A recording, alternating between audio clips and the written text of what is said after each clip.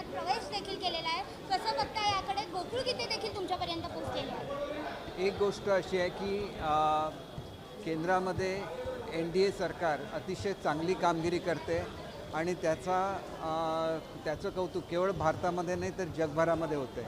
आज या प्रवेशामुळे NDA सरकार मजबूत होणार आहे ही वस्तुस्थिती आहे आणि त्याच्याचबरोबर महायुतीला जे यश महाराष्ट्रामध्ये मिळत आहेत त्याच्यामुळे हे सर्वच खासदार महोदय हे मुख्य प्रवाहामध्ये सामील झालेले आहेत आणि निश्चितपणे याचा सरकार मजबूत होण्यावर परिणाम होणार आहे.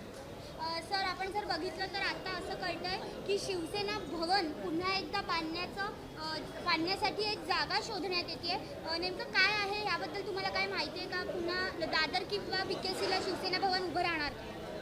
एक गोष्ट अशी आहे की खरी शिवसेना ही शिंदेसाहेबांच्या नेतृत्वाखालची शिवसेना आहे ज्यांनी बाळासाहेबांचा विचार कायम ठेवलेला आहे आणि बाळासाहेबांनी ज्या युतीची स्थापना केली त्या युतीचं पुनर्स्थापना करण्यामध्ये मोठी भूमिका ही आदरणीय शिंदेसाहेबांची होती आणि त्याच्यामुळे खरे बाळासाहेबांचे विचार हे शिंदेसाहेबांच्या बरोबरच आहेत आणि त्याच्यामुळे खरी शिवसेना ही शिंदेसाहेब नेतृत्व करत असलेली शिवसेनाच खरी शिवसेना आहे हे महाराष्ट्राच्या जनतेने सिद्ध करून दिलेलं आहे आणि मोठं यश हे त्यांना विधानसभेच्या निवडणुकीतसुद्धा महाराष्ट्राच्या जनतेने दिलेलं आहे. लोकांचा कौल स्पष्ट आहे त्याच्यामुळे याच्यावर आता वेगळी चर्चा होण्याची कुठलीही आवश्यकता नाही असं मला वाटतं.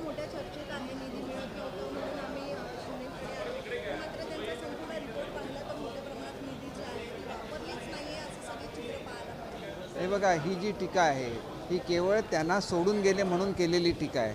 कालपर्यंत हेच खासदार त्यांच्याबरोबर होते त्यावेळेला कधीही ही टीका त्यांनी केलेली ऐकिवात नाही आणि त्याच्यामुळे केवळ राजकीय द्वेषापोटी ही टीका होते ही वस्तुस्थिती आहे.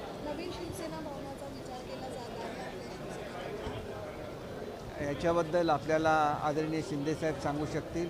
आमचं शिवसेनेचे कार्यालय या ठिकाणी कार्यरत आहे आणि अधिकचं काही करायचं असेल तर त्याचा निर्णय शिंदेसाहेब उद्धव ठाकरे आता हे 6 बंडखोर जे खासदार आलेले आहेत त्यांच्या सगळ्याच लोकसभा मतदारसंघामध्ये दौरा घेणार आहेत आणि तिथल्या सगळ्या मतदारांची माहिती देखील मागणार आहेत. हे पूर्वी कधी त्यांना सुचलेलं नाही. कधी ते आपल्या लोकप्रतिनिधींना उपलब्ध होऊ शकलेलं नाही ती वस्तुस्थिती आहे. याच्यानंतर जर ते असं करणार असतील तर त्याचं स्वागत आहे.